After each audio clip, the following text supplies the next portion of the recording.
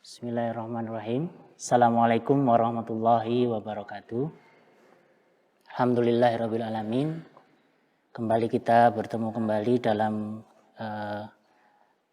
pelajaran matematika untuk kelas 9.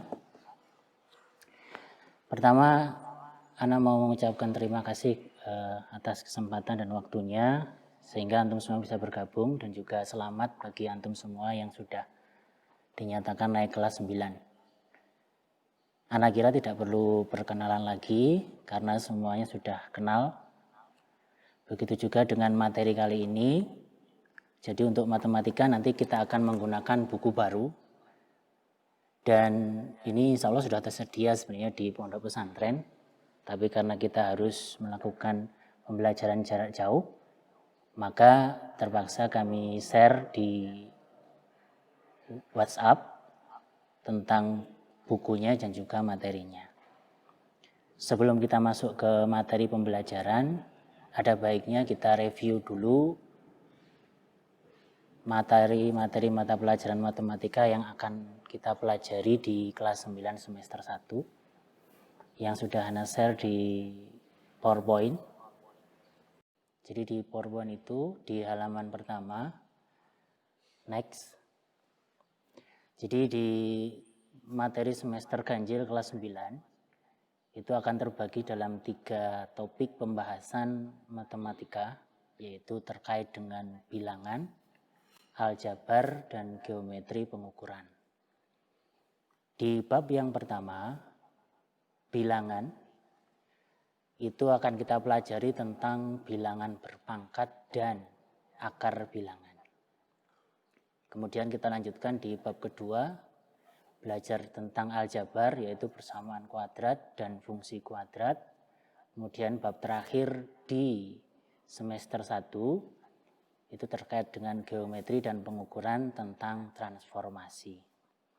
Sebelum kita masuk ke bab yang pertama, Ana ingatkan kembali, di setiap pelajaran matematika Ana harapkan antum menulis di buku catatan. Begitu juga dengan pelajaran kali ini. Maka Ana harapkan antum semuanya sudah siap buku dan alat tulisnya. Silakan antum catat apa yang kita pelajari hari ini. Nanti ketika antum masuk ke pondok lagi, insya Allah akan kita usahakan secepatnya. Itu insya Allah akan Ana lihat siapa saja yang catatannya lengkap dan siapa saja yang catatannya belum lengkap.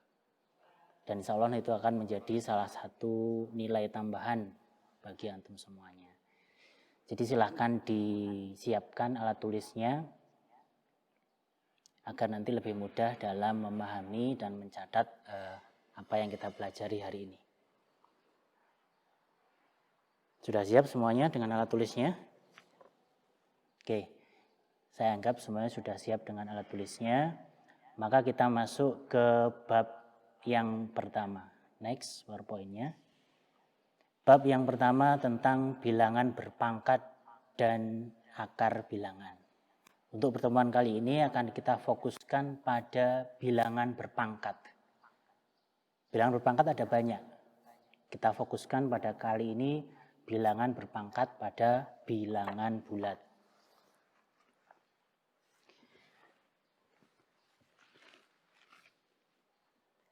Silakan dilihat di papan tulisnya. Silakan dilihat di papan tulis. Jadi nanti mungkin kita akan banyak menulis ya.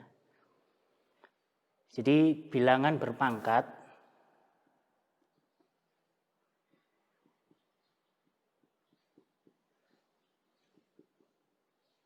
apa sih bilangan berpangkat itu? Ana yakin antum masih ingat di SD dulu. Itu antum sudah pernah menghitung yang namanya 2 pangkat 3. Bagaimana cara menghitungnya? 2 kali 2 kali 2. Kalau misalkan 5 pangkat 2 berarti 5 kali 5. Ini termasuk contoh dari bilangan berpangkat. Mungkin kemarin waktu antum di SD itu hanya mengenal ini. Tapi di SMP akan kita perluas apa yang kita bahas. Jadi bilangan berpangkat ini jika dilihat dari pangkatnya itu bisa dibedakan menjadi dua, yaitu pangkat sebenarnya dan pangkat tak sebenarnya.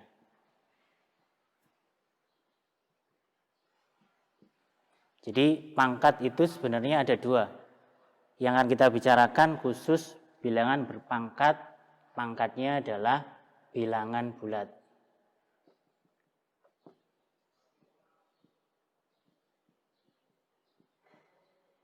Ada dua, yaitu pangkat sebenarnya dan pangkat tidak sebenarnya. Pangkat sebenarnya itu apa?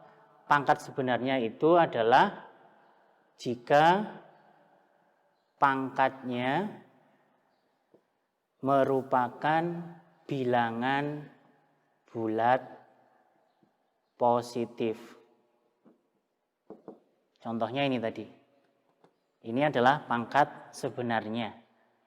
Yang antum pelajari di SD itu sebenarnya masih pada pangkat sebenarnya, yaitu pangkatnya ini. Pangkatnya adalah bilangan bulat positif. Jadi bilangan berpangkat kalau kita tulis secara umum ini ada dua komponen.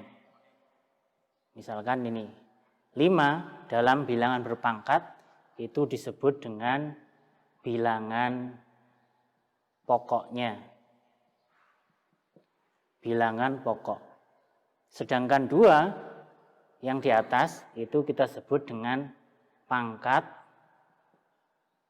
atau eksponennya. Jadi kalau kita bicara bilangan pokok, maka yang di bawah, angka yang di bawah ini 5, 2 di sini, ini adalah bilangan pokoknya. Sedangkan 2 di sini adalah pangkat dan eksponennya. Jadi kita membedakan pangkat sebenarnya dan pangkat tidak sebenarnya tergantung dari pangkat atau eksponennya. Kalau pangkat atau eksponennya adalah bilangan bulat positif, seperti pada contoh ini disebut dengan pangkat sebenarnya yang sudah antum pelajari sejak SD. Jadi ini pangkat sebenarnya. Kemudian apakah ada pangkat yang tidak sebenarnya? Ada, yaitu selain yang bilangan pangkatnya adalah bilangan positif. Di sini berarti jika pangkatnya adalah yang pertama itu bisa bilangan 0. Yang kedua bilangan bulat negatif. Jadi kalau pangkatnya ini adalah 0 atau bilangan bulat negatif, maka dia disebut pangkat tidak sebenarnya. Kemudian bedanya apa? Pangkat sebenarnya dan pangkat tidak sebenarnya. Maka ada perbedaan yang mendasar, yaitu dari cara mendefinisikannya. Kalau yang saya kotak ini adalah pangkat sebenarnya, karena pangkatnya bilangan bulat positif. Maka cara menghitungnya adalah perkalian berulang. Bagaimana kalau pangkat yang lain, pangkat 0 dan pangkat bulat negatif? Coba dilihat di PowerPoint-nya dulu. Di PowerPoint yang halaman pertama ini adalah bilangan bulat positif. Definisinya seperti yang tertulis di PowerPoint, itu Ana ambil dari buku, yaitu ketika A pangkat N dengan N bilangan bulat positif, A pangkat N berlaku A kali A kali A kali A dengan A sebanyak N faktor, untuk N adalah baru.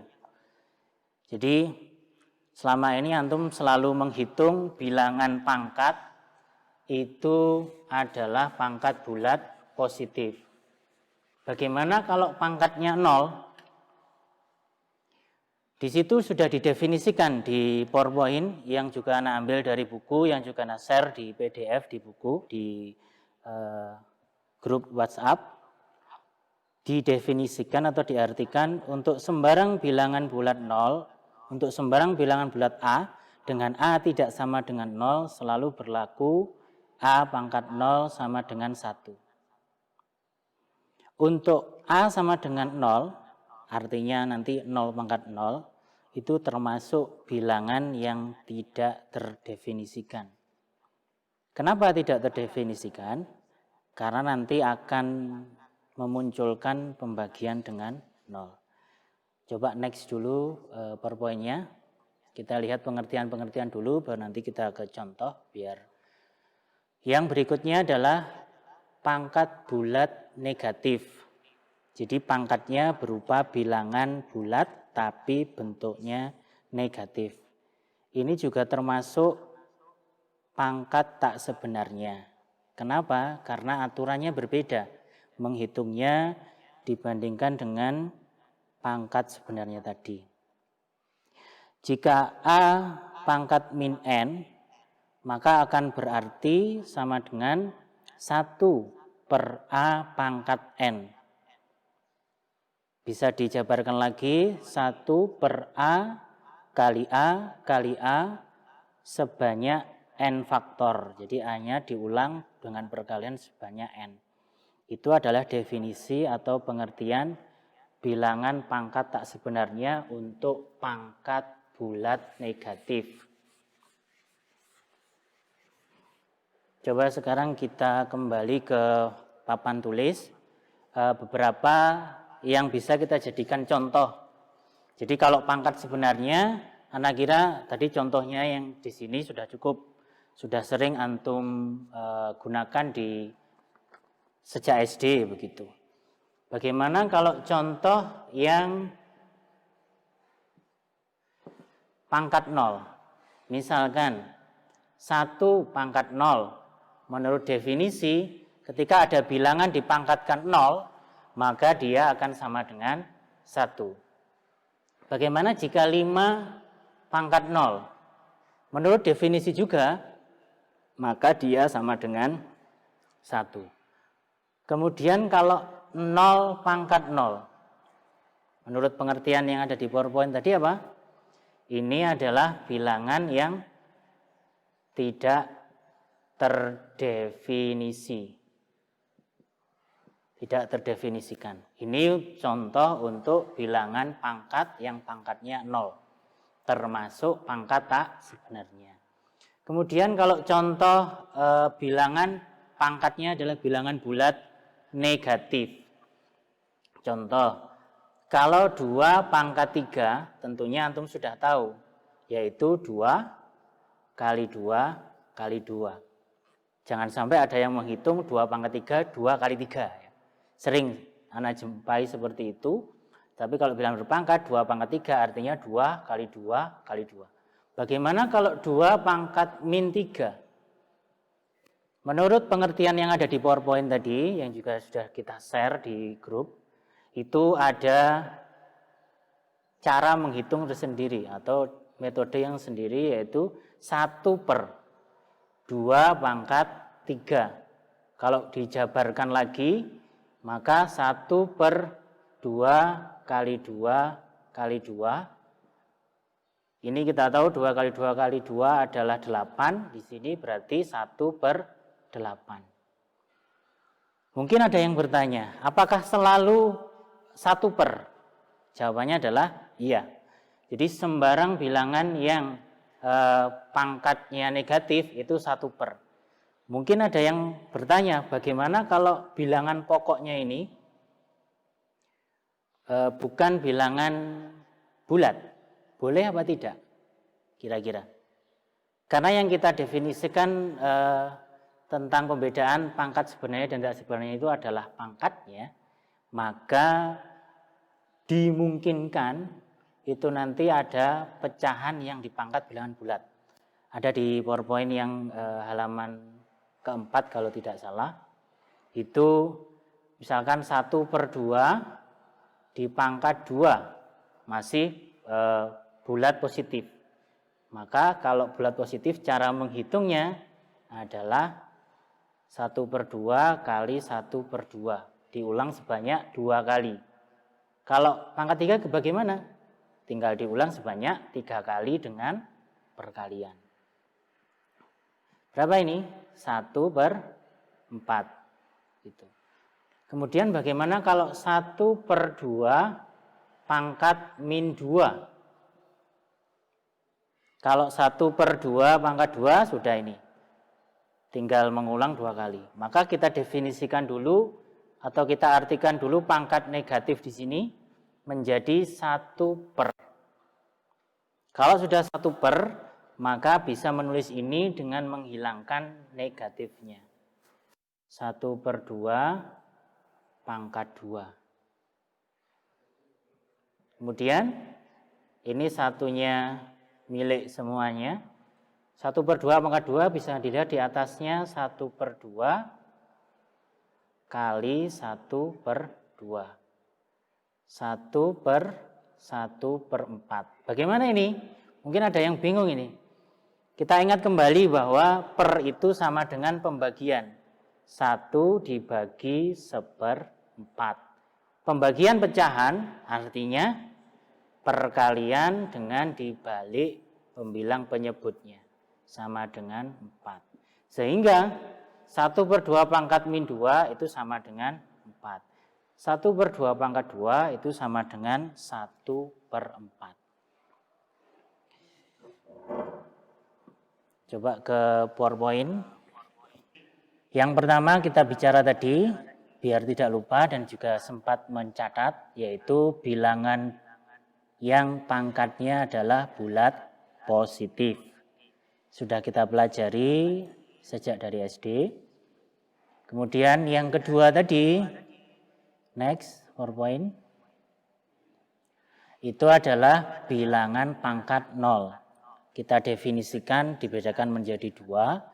Semua bilangan pangkat 0, kecuali 0 ya, itu kita definisikan dengan 1, artinya 1. Jadi meskipun 1000 pangkat 0, 1. 10.000 pangkat 0, 1. 1 juta pangkat 0, juga 1. Tapi kalau 0 pangkat 0, maka artinya tidak terdefinisi. Kemudian yang ketiga, yaitu bilangan pangkat bulat negatif. Bilangan pangkat bulat negatif yang terakhir kita pelajari tadi, yaitu artinya 1/, pangkatnya jadi positif. Yaitu salah satunya adalah untuk menentukan notasi ilmiah atau bentuk baku bilangan. Di pelajaran IPA, fisika terutama, kita sering menjumpai bilangan yang sangat besar. Misalkan jarak antara matahari dan Saturnus itu 4.497.000.000 kilometer. Maka bagaimana kita menulisnya? Atau mungkin sangat kecil. Misalkan massa suatu elektron pada atom 0,00009109 gram. Bagaimana kita menulisnya? Maka dengan menggunakan cara penulisan notasi ilmiah yang memanfaatkan bilangan berpangkat, maka bisa kita lebih sederhanakan dan lebih ringkaskan. Jadi notasi ilmiah itu ditulis dengan bilangan yang kurang dari 10, jadi 1 sampai 10 dikali 10 pangkat n. Kalau itu bilangan besar sekali, maka n-nya adalah bulat positif. Kalau bilangan itu kecil sekali, maka n-nya adalah bulat negatif. Karena waktu menunjukkan sudah 20 menit menurut jadwal, maka bisa antum lanjutkan sendiri dengan membaca yang sudah Ana share, baik itu PowerPoint maupun scan dari atau foto dari buku paket. Di situ ada contoh-contohnya ada latihan-latihannya, maka silahkan dilengkapi catatan antum dengan yang ada di buku paket. Jika ada yang ditanyakan, maka silahkan dikirim ke WA secara langsung ke nomor Ana, yang juga sudah ada di grup itu yang meng-share link tadi. Insya Allah akan kita bahas kalau ada waktu di pertemuan selanjutnya. Jadi pertemuan selanjutnya harapannya apa yang antum pelajari hari ini sudah antum pahami. Sehingga nanti tinggal sedikit mengulang dengan soal, maka kita mengingat kembali apa yang kita pelajari hari ini. Dan jangan lupa catatannya harus lengkap. Kalau ada yang tadi ketinggalan joinnya, silahkan saling berbagi catatan. Saling melengkapi catatan dari sama teman yang sudah join duluan. Insya Allah semuanya ada di buku tulis. Antum juga bisa meringkas dari situ bagian-bagian yang penting. Mungkin itu saja untuk pertemuan kali ini. Harapannya semoga bisa antum pahami dengan baik. Apabila ada yang belum dipahami bisa ditanyakan, didiskusikan secara personal. Dan tetap semangat untuk belajar meskipun jauh. Jangan lupa antum sudah kelas 9. Maka sebentar lagi antum akan lulus dari MTS. Tergantung antum lulus dengan nilai berapa, tergantung dari apa yang sudah antum lakukan saat ini. Harapannya jarak jauh ini tidak mengurangi semangat antum untuk belajar, karena tidak semua kelas 8 diberi kesempatan untuk naik kelas 9. Itu saja mungkin dari Ana, ada kurang lebihnya mohon maaf. Yang sebesarnya kita akhiri dengan doa kafaratul majelis. Assalamualaikum warahmatullahi wabarakatuh.